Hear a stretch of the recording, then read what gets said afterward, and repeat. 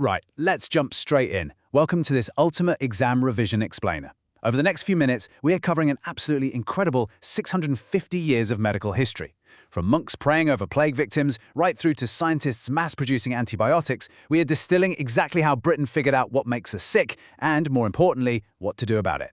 Here is our game plan for today. We're looking at medieval medicine, the medical renaissance, the 18th and 19th century, modern medicine, and finally, the big picture, the overarching process of change. Okay, here's the crucial point. Keep these 4 essential factors locked in your head throughout this entire explainer. Whenever you look at a medical breakthrough, ask yourself, was it a genius individual?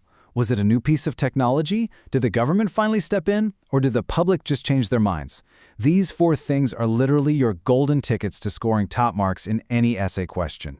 Section 1. Medieval Medicine, 1250 to 1500. God, Galen, and the Four Humours. Now, this medieval era was all about continuity, not change. They relied heavily on ancient texts. You've absolutely got to memorize this definition right here, the theory of the Four Humours. Basically, inherited from the ancients, it claimed that illness meant your blood, phlegm, yellow bile, or black bile were just out of whack. So, logically to them, intense treatments like bloodletting or purging were the most scientific, rational things a doctor could do. Right alongside the humors, make sure you know the term miasma. This was the super widespread belief that invisible, bad-smelling air spread diseases. It perfectly explains why ordinary folks reacted to outbreaks the way they did for literally centuries, just desperately trying to sweeten and purify the air around them to stay safe. Take a look at this medieval manuscript diagram. It's known as the Zodiac Man, and it's wild. It shows how doctors linked body parts to signs of the zodiac.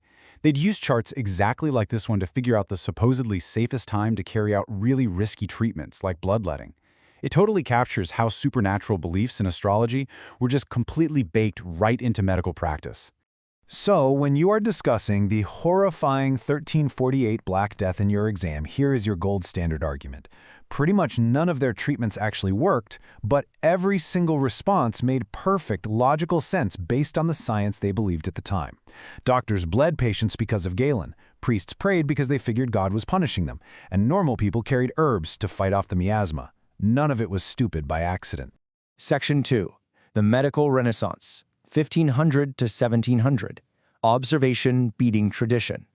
Moving into our second period, the printing press is spreading ideas and medical pioneers are finally starting to trust their own eyes. For over 1,000 years, nobody dared question Galen's old texts. But enter Andreas Vesalius. He challenged all that unquestioned tradition by actually looking. By dissecting real human bodies instead of blindly trusting ancient, often totally inaccurate books, Vesalius completely changed the game. Just look at the incredible level of anatomical detail in his 1543 book, De Humani Corporis Fabrica. It proves that medical training and the understanding of anatomy were finally making huge leaps forward, even if, honestly, the everyday treatments most patients received were still pretty much stuck in the Middle Ages. Following right in those footsteps is William Harvey. He is your key individual case study for this era.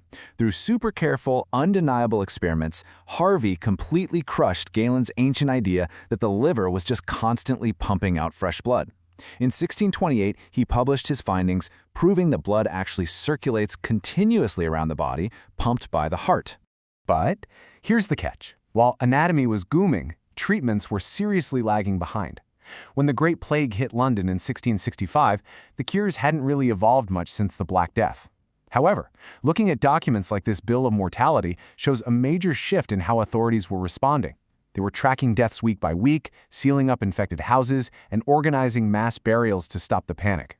The medical cure wasn't there yet, but the institution of public health, that was definitely waking up.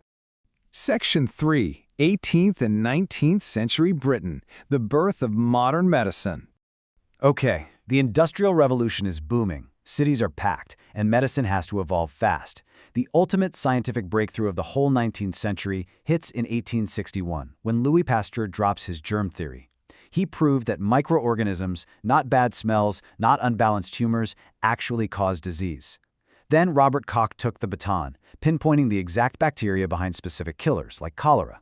For the first time in human history, doctors actually knew what the real enemy was. But remember, Before germ theory, new ideas faced huge pushback. Take Edward Jenner, who created the smallpox vaccine in 1798. Here's a massive exam trap to watch out for. Jenner knew his vaccine worked, but because germ theory was still 65 years away, he couldn't scientifically explain why it worked. That led to intense public mockery. Just look at this 1802 satirical cartoon showing patients sprouting cow heads. It's a great reminder that changing society's attitudes is often just as hard as making the scientific discovery itself. Visual data was also a massive game changer during this era. John Snow's famous 1854 map of the cholera outbreak in Soho, London, plotted every single death, proving they clustered tightly around one specific water pump on Broad Street. This gave the undeniable visual proof needed to finally smash the old miasma theory, proving cholera was waterborne, not spread by bad air. As we scan across the 19th century, you absolutely have to memorize these three monumental breakthroughs. First, nursing becomes a profession thanks to powerhouses like Florence Nightingale and Mary Seacole.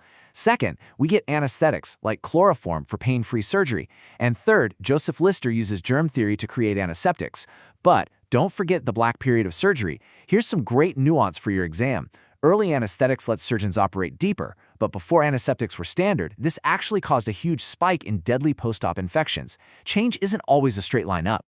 Speaking of major turning points, Florence Nightingale's work at the Scutari Military Hospital during the Crimean War in 1856 totally transformed hospital care. By enforcing strict, absolutely uncompromising hygiene standards, she drastically cut death rates and completely revolutionized how hospitals were designed and managed back home in Britain. Now, what about the government's role? Notice how germ theory shifted the whole political landscape. The 1848 Public Health Act was merely permissive. Councils could clean things up, but they didn't have to, so predictably very little happened. But by 1875, with germ theory providing hard scientific proof, the government passed a compulsory Public Health Act, forcing councils to finally provide clean water and proper sewage systems. Science literally forced the institution to act. Section 4. Modern Medicine, 1900 to present. Science, War, and Government Action.